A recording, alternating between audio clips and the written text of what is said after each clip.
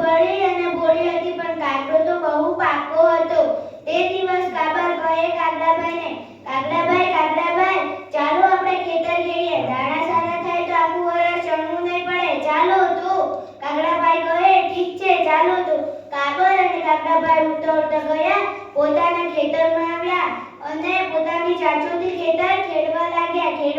થોડી વાર થઈને કાગડાભાઈની ચાંચ ભાગી ગઈ એટલે કાબરને કહે તો ગયો કાગડો તો, કાબરભાઈ, ખેતર ખેડતા જાઓ, હું હમણાં ચાંચ ચડાવીને આવું છું. મારી ચાંચ ભાગી ગઈ છે. એટલે કાગડાભાઈ તો ઉડતા ગયા લુહારને ત્યાં, અને ચાંચ તો ચડાવી ગઈ, પણ કામનાળે છે કામ નતું કરવું. એટલે એક સરસ મજાનું ઝાડ હતું. એના ઝાડ ઉપર બેસી અને લુહારની સાથે ગપ્પા મારવા લાગ્યા. તેથી કાગડાભાઈએ આખું જ ખેતર ખેડી નાખ્યું. પણ કાગડાભાઈ આવ્યા નહીં. હવે તો કાગડાભાઈને ઉડતી જઈને બોલાવા ગઈ. જઈને કહે, કાગડાભાઈ, ચાલો, હવે તો ખેતર ખેડાઈ ગઈ છે, હવે તો વાવવાનું છે, ચાલો તો. કાગડાભાઈ કહે, ઠાગા થયા કરું છું, ચાચુડી ઘર આવું છું, જાઓ કાબરબેન, હું હમણાં જાઉં છું. કાબરબેન તો ઉડતા ગયા અને આખું જ ખેતર વાવી નાખ્યું. તો અહીંયા કાગડાભાઈ નહીં આવ્યા એટલે પાછી કાગડાભાઈને ઉડતી જઈને બોલાવા ગઈ. જઈને કહે, કાગડાભાઈ, ચાલશો ને હવે તો સરસ મજાનો પાથરો ઓર્યો છે, હવે તો તાપણીનો વખત થયો છે, ચાલો તો.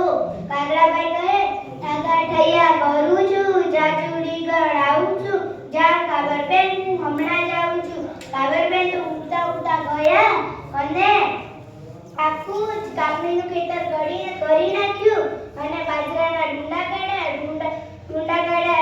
એક ડગલો બાજરાનો અને એક ડગલો થયો ભૂસાનો. ભૂસાના ડગલા પર થોડો બાજરો નાખ્યો અને પછી કાગડાભાઈને ઉડતી બોલાવા ગઈ.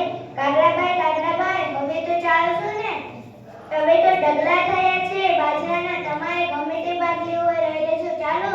તો કાગડાભાઈ કામ નતું કરવું ને કહે, હવે ચાલો, મારી ચાંચ પાકી થઈ ગઈ છે, ચાલો. તો કાબર તો મનમાં વિચારવા લાગી, આળસુ કાગડાભાઈ, તમારે હવે કામ નતું કરવું ને ભાગ લેવો છે, ચાલો.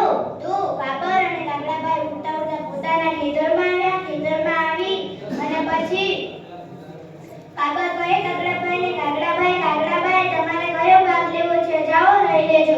કાગડાભાઈ તો બોલાવા લાગ્યા અને પછી ઢૂસાવાળા ડગલા પર જઈને બેઠા અને ભાઈ સાહેબના પગ ઢૂસામાં પીછાઈ ગયા એટલે નીકળાય નહીં. આંખમાં, કાનમાં અને મોઢામાં બધે ઢૂસા પીછાઈ ગયા એટલે નીકળાયું નહીં. એટલે કાગડાભાઈ કાબરને કહે, કાબરભાઈ, તમારાથી મારે ભૂલ થઈ ગઈ છે, સુધારી લેજો.